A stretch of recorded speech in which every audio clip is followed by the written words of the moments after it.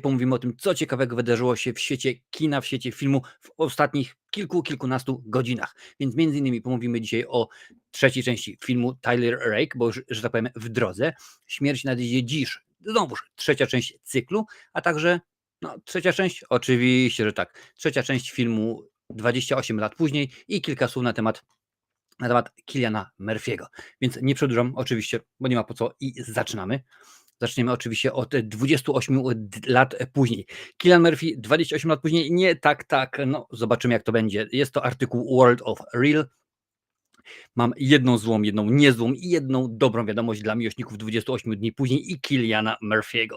Aktor co prawda nie pojawi się w najnowszej części cyklu, ale już w kolejnej zobaczymy go w epizodzie, a w trzeciej części zagra główną rolę. Bo warto jest pamiętać o tym, że trzecia część, pierwszy film to było 28 dni później, drugi 28 tygodni później i miał być trzeci 28 lat później, ale twórca całej sagi, Danny Boyle, stwierdził, zrobimy w ten sposób, że trzecia część to będzie trylogia. No i rzeczywiście tak to sobie wymyślili. Jak na razie informacje te nie zostały potwierdzone, ale w zeszłym roku sam Murphy powiedział, że jest dostępny i zainteresowany udziałem w kontynuacjach danego Boyla i Alexa Garlanda. Można się więc spodziewać, że twórcy skorzystali z oferty dostępności. No wiadomo, oscarowy aktor, nie tak dawno przecież nagroda za Oppenheimera, nie może być rzeczywiście inaczej. A co wiemy o filmie 28 lat później? Nowa część została zaplanowana jako otwierająca nową trylogię. Danny Boyle stanie za kamerą pierwszej z nich, a Alex Garland napisze scenariusz do wszystkich trzech części. Cillian Murphy, czyli gwiazda 28 dni później, będzie pełnił przy pierwszej części funkcję producenta. Wiadomo, mieć takie nazwisko i nie wykorzystać go to byłoby po prostu wręcz przestępstwo. Murphy wcieli się w 28 dni później w chłopaka, który wybudza się ze śpiączki w opustoszałym szpitalu. Wkrótce orientuje się, że miasto zostało opanowane przez śmiertelnie niebezpiecznego wirusa wywołującego u ludzi niekontrolowaną agresję. No, budzi się i okazuje się, że miasto pełne jest zombiaków. Rzeczywiście było dosyć poważnie. Film zdobył m.in. Europejską Nagrodę Filmową za zdjęcie Antonego Doda Mantle. Budżet każdej z nowej części został zaplanowany na 75 milionów dolarów. No nie czarujmy się, 75 milionów dolarów na obecny czas, na takową produkcję, no to nie jest rzeczywiście wielki pieniądz, ale no wiadomo, twórcy potrafią w pewien sposób wymyśleć coś, zakombinować i zrobić, że będzie dobrze, że będzie ciekawie i to wszystko pójdzie do przodu. Trzymam kciuki, bo rzeczywiście widziałem pierwszą oraz drugą część, bardzo fajne, zwłaszcza jedynka i ta niesamowita scena z helikopterem, chyba że to było w dwójce. Muszę jakoś sobie przypomnieć, odświeżyć, ale rzeczywiście jest to warte, jak najbardziej warte obejrzenia, bo jest to produkcja, która mnie jak najbardziej spodobała się, jest ciekawa, jest dużo akcji, dużo zombiaków, a to wszystko oczywiście jak najbardziej. A jeżeli chcesz jak najbardziej, dużo tego słowa, niech tak będzie, być informowany na bieżąco, daj suba i włącz dzwonek z opcją wszystko, a my już lecimy dalej, bo kolejny film czeka. Tym razem Śmierć nadejdzie dziś, część trzecia nadejdzie, ale nie dziś, jak podaje nam magazyn Deadline. Oczywiście są to wszystko przedruki, że tak powiem, filmwebowe. Gwiazda serii Śmierć nadejdzie dziś, Jessica Roth, dała właśnie nadzieję fanom, że trzecia część powstanie i to być może już niedługo. Wiesz, jak to jest z Hollywood, niedługo. Aktorka podzieliła się informacją, że reżyser Christopher Landon ma już pomysł na fabułę. No to już połowa biedy. Mogę powiedzieć, że Chris Landon już wszystko rozpracował, ujawniła. Musimy tylko poczekać, aż Blumhouse i Universal zaczną działać, ale trzymam kciuki, dodała. Wy też trzymacie? Ważne jest, ponieważ nie tak dawno Blumhouse połączył się z firmą Jamesa Wana, no i teraz mają większe możliwości, nie tylko kadrowe, ale również i finansowe. Jest również większa biblioteka. Mają całe mnóstwo w tym momencie ciekawych produkcji. Trzeba pamiętać, że wszystkiego rodzaju filmy typu Piła, Obecność, Naznaczony, Annabelle i tak dalej, tego rzeczywiście jest całe mnóstwo. No, są w tym momencie w ich bibliotece, więc mogą rzeczywiście dużo zdziałać. A czym jest film Śmierć nadejdzie dziś?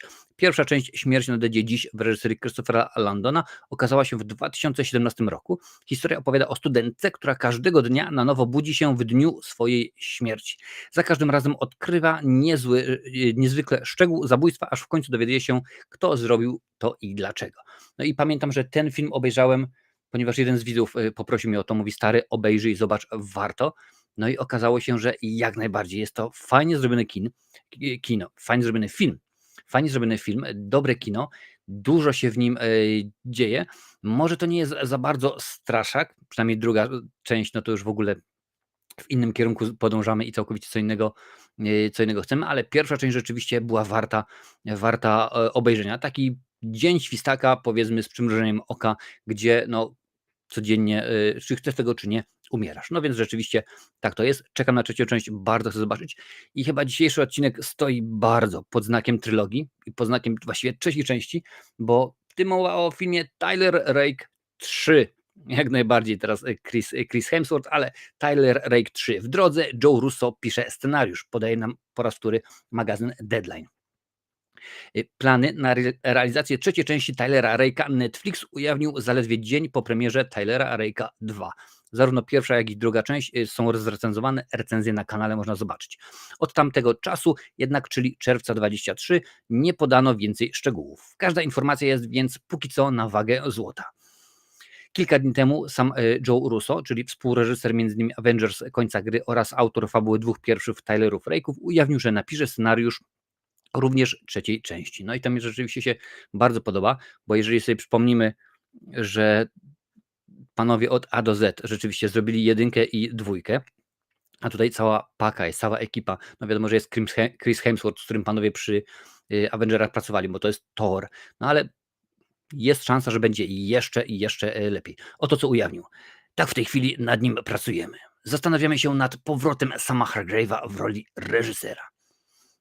To interesująca seria, ponieważ Tyler Rake to postać bardzo zraniona emocjonalnie, więc to dobrze odpowiedziana historia, a do tego jak i jego stosunek do przemocy opiera się na wstręcie do samego siebie i poczucie winy. Myślę, że tam jest dużo do opowiedzenia.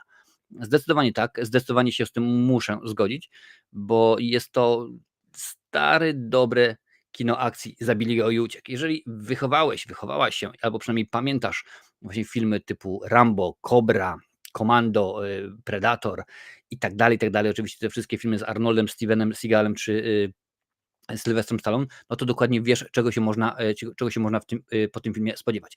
Tyler Rake seria Tyler Rake doczekała się 2 części, w obu Chris Hemsworth wciela się w australijskiego najemnika, czym australijskiego to wiadomo, sam Hemsworth jest Australijczykiem. Pierwszy film oparty na powieści graficznej ukazał się na Netflixie w kwietniu 2020 roku. Rake uratował w nim porwanego syna indyjskiego barona narkotykowego w Bangladeszu. Film pobił rekordy oglądalności, stając się wówczas najczęściej oglądanym tytułem oryginalnym na Netflixie. I to jest warto przypomnieć, ponieważ no, Netflix jako tak nie zarabia na tym, że filmy są pokazywane, ale wtedy się liczy to, że damy łapę w górę, czy podwójną, bo Netflix ma opcję podwójnej łapy w górę. Ilu subskrybentów przyszło do platformy streamingowej właśnie po to tylko i wyłącznie, żeby obejrzeć ten film. Ile minut ten film jest wyświetlany, na ilu urządzeniach i tak dalej, i tak dalej. Wszelkie te no, że tak powiem, techniczne ciekawostki, oni sobie to bardzo sprawdzają. Druga część zadebiutowała w kwietniu 2023 roku. Akcja rozgrywa się 9 miesięcy po pierwszej części, a Rake tym razem podejmuje się uratowania maltretowanej rodziny bezwzględnego gruzińskiego gangstera. Fabuła trzeciej części trzymana jest w tajemnicy.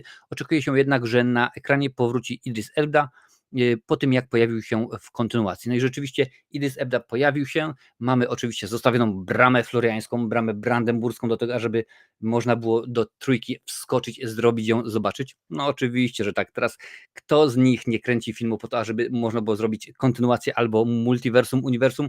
No chyba rzeczywiście nikt. Więc oczekujemy na tych wszystkie 3 części, a my dziękuję bardzo za dzisiejsze spotkanie. Widzimy się na żywo.